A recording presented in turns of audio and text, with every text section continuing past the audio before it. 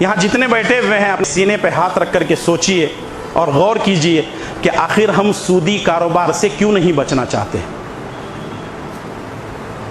ایک آدمی پکا نمازی ہے، پکا دیندار ہے، اللہ والا ہے، اخلاص ہے، ساری عبادتیں کرتا ہے، لیکن اپنا سارا کاروبار سود بینکوں سے چلا رہا ہے، سودی کاروبار اس کا ہے۔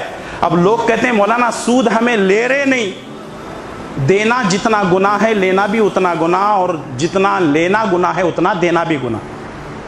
4 لوگوں پر نبی صلی اللہ علیہ وسلم نے لعنت فرمائی، صحیح مسلم کی روایت۔ نمبر 1 سود لینے والے پر اللہ کی لعنت، نمبر 2 سود دینے والے پر اللہ کی لعنت، نمبر 3 سود کا حساب و کتاب لکھنے والے پر اللہ کی لعنت، نمبر 4 سود کے معاملات پر جو گواہ بنتا ہے، ساکشی، وٹنس، اس پر بھی اللہ کی لعنت۔ 25,000 50,000 آپ کے پاس ہیں، کاروبار شروع کرو، حلال کمائی لے کر کے، برکت دینے والی ذات اللہ کی ہے۔ 50,000 بینک میں رکھ دیے، بینک والے 2 لاکھ روپے دے دیے، اس 50,000 کو بھی 1.5 لاکھ اپنے بینک سے نکال کر کے یہ حلال کو بھی آپ نے حرام کر دیا۔ آپ کا پہلا قدم لعنت سے ہے، جس کام میں لعنت شامل ہو وہاں سے رحمت نکل جاتی ہے۔ کیوں ہم اللہ کی لعنت کو لے کر زندگی گزاریں گے؟ لوگ بہانے بہت بناتے ہیں، کیا مولانا مجبوری ہے، لینا پڑتا، دینا پڑتا۔ آدمی مجبوری میں پیخانہ تو نہیں کھاتا؟ کھاتے ہو؟ آدمی گوبر تو نہیں کھاتا، بکری کی مینگنیاں تو نہیں کھاتا۔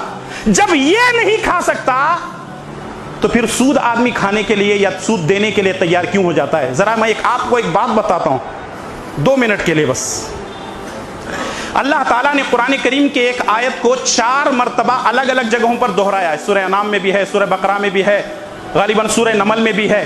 اللہ تعالیٰ نے 4 چیزوں کو حرام کیا۔ غور کیجئے، بہت بڑی بات کہنے جا رہا ہوں، اور اللہ کی بات بہت بڑی ہوتی ہے۔ ان اللہ حرم علیکم المیتۃ والدم ولحم الخنزیر وما اہل لہ بغیر اللہ۔ اللہ تعالیٰ نے 4 چیزوں کو حرام کیا ہے۔ ان اللہ حرم علیکم المیتۃ، مردہ حرام ہے، والدم خون حرام ہے، ولحم الخنزیر سور کا گوشت حرام ہے، وما اہل لغیر اللہ، جو اللہ کے علاوہ کسی اور کے نام پر ذبح کیا جائے وہ بھی حرام ہے۔ کتنی چیزیں حرام ہیں؟ 4 چیزیں۔ حالانکہ اس کے علاوہ بھی بہت ساری چیزیں حرام ہیں، لیکن اللہ تبارک و تعالیٰ نے اس آیت میں 4 چیزوں کو حرام کیا ہے۔ مردہ خون، سور کا گوشت اور غیر اللہ کے نام پر ذبح کی ہوئی چیزیں، یہ 4 چیزوں کو اللہ تعالیٰ نے حرام قرار دیا ہے۔ آگے اللہ تعالیٰ نے فرمایا فَمَنِ اضْطُرَّ غَيْرَ بَاغٍ وَلَا عَادٍ فَلَا إِثْمَ عَلَيْهِ، اگر کوئی آدمی مجبور بہت زیادہ ہے، جان بچانے کے لیے اگر کوئی آدمی 1-2 لقمے کھا سکتا ہے تو یہ چیز جائز ہے۔ قرآن اٹھا کر کے دیکھ لیجئے، میں نے کہا فَمَنِ اضْطُرَّ غَيْرَ بَاغٍ وَلَا عَادٍ فَلَا إِثْمَ عَلَيْهِ۔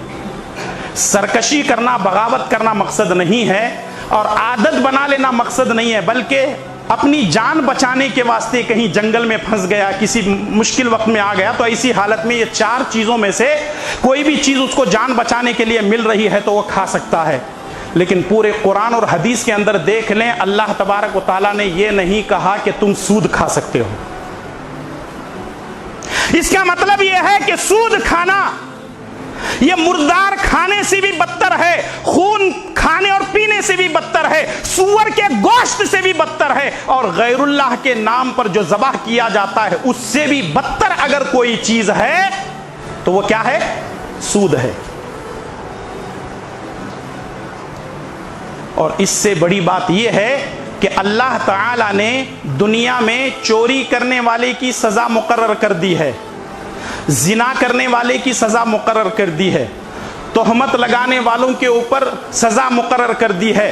سود کھانے والے کے لیے دنیا میں کوئی سزا نہیں ہے، سود کھانے والے کے لیے دنیا میں کوئی سزا نہیں ہے۔ سود کھانے والے کے لیے سزا کیا ہے؟ سورہ بقرہ کے اندر اللہ تعالیٰ نے فرمایا یحاربون اللہ ورسولہ، کل قیامت کے دن جو لوگ دنیا میں سود کھاتے تھے، سود کھانے والے کے ہاتھ میں اللہ تعالیٰ تلوار دے دے گا اور کہے گا اللہ اور اس کے رسول سے جنگ کرو گے جنگ؟ اللہ اور اس کے رسول سے جنگ کرو گے، قیامت کے دن ہمارے اعمال کام نہیں آئیں گے. انسان نفسی نفسی کا عالم ہوگا. پریشانی کا یہ عالم ہوگا کہ کوئی اپنے پیروں تک، کوئی اپنے ناف تک، کوئی سینے تک، کوئی اپنے ہونٹوں تک پسینے میں ڈوبا ہوا ہوگا. پسینے میں ڈوب کر کے لوگ تیر رہے ہوں گے. اس وقت کا یہ عالم ہوگا. نیکی کو انسان ترس رہا ہوگا، اور سود خور سے کہا جائے گا اللہ سے جنگ کر. کیا جنگ کرو گے اللہ سے؟ لوگ کہتے ہیں کہ مولانا بغیر لون کے گاڑی نہیں نکلتی. پیدل پھرو نا، سائیکل لے کے گھومو.